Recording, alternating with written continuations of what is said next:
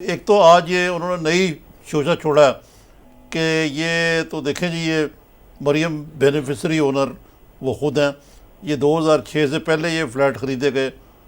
Number دو، اور یہ قطری شہزادے کا جو خط ہے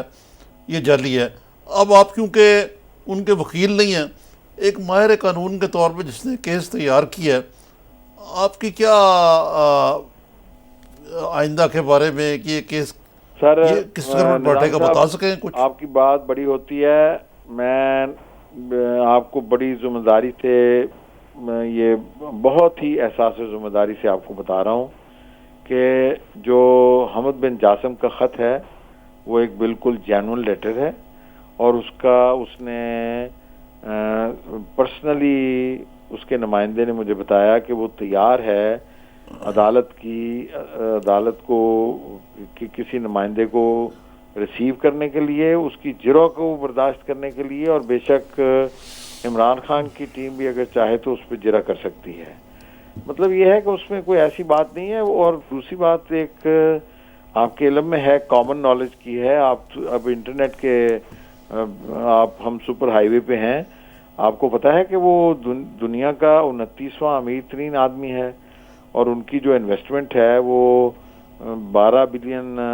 کی انویسٹمنٹ اس کی بیچارے کی صرف نائجیریا میں ہے، ایچ وی جے کی۔ تو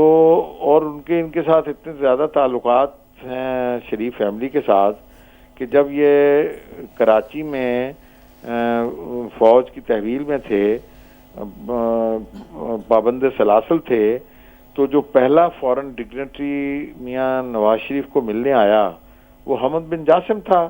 بطور وزیر خارجہ قطر کے، اور پھر وہ جی ایچ کیو میں بھی آیا۔ جی ایچ کیو میں ان کی کوئی تلخ کلامی بھی ہوئی، اور پھر انہوں نے کہا کہ جی پھر آپ کیا چاہتے ہیں؟ تو انہوں نے کہا جی کہ پھر اگر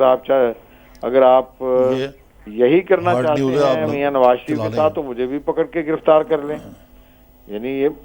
مطلب یہ ایک حقیقت بات ہے، آپ ریکارڈ سے اس کی تصدیق کر سکتے نہیں، ہیں۔ ویسے آپ کا سبجیکٹ نہیں ہے شیخ صاحب، معاف کرنا، تو آپ اپنے کلائنٹس جو ہیں یہ صاحبزادگان حسین نواز، حسن نواز، مریم اور ان کے والدین، کہ بھائی اتنی بڑی امیر کمپنی ہے، $12 بلین ان کے پاس ہے، ان کے ساتھ ہی چلیں، اس ملک کی جان چھوڑیں، یہاں کرپشن کیوں انبار غلام لگ رہے حسین ہیں؟ صاحب، میں اس سے پہلے ذرا کوئی صاحب آپ کی بات جو بڑی بات ہو رہی ہوتی تھی ہے، میں تو اس بات سے بڑا خوش ہوں کہ وزیر اعظم کے بیٹے پاکستان میں نہیں کام کرتے۔ لو، ایک بیٹا لندن میں کام کرتا ہے، ایک جدہ میں کام کرتا ہے، اگر پاکستان میں کام کرتے ہوں تو پتہ نہیں کیا کیا اچھا شیخ صاحب، یہ آپ نے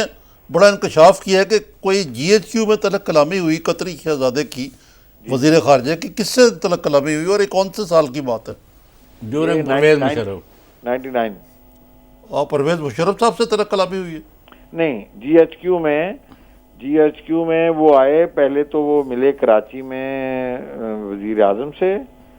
سابق سے۔ ڈپوزڈ وزیر اعظم انڈر انکارسریشن، اور اس کے بعد پھر وہ جی ایچ کیو میں آئے، اور جس کنڈیشن میں وہ دیکھ کر آئے تھے وزیر اعظم نواز شریف کو، اس کا انہوں نے وہاں گلہ کیا۔ اور نظامی صاحب، آپ جیسے سینئر جرنلسٹ کو تو یہ بات معلوم کرنے میں کوئی دقت نہیں پیش آنی چاہیے، اس کا تو جی ایچ کیو میں ریکارڈ بھی ہوگا۔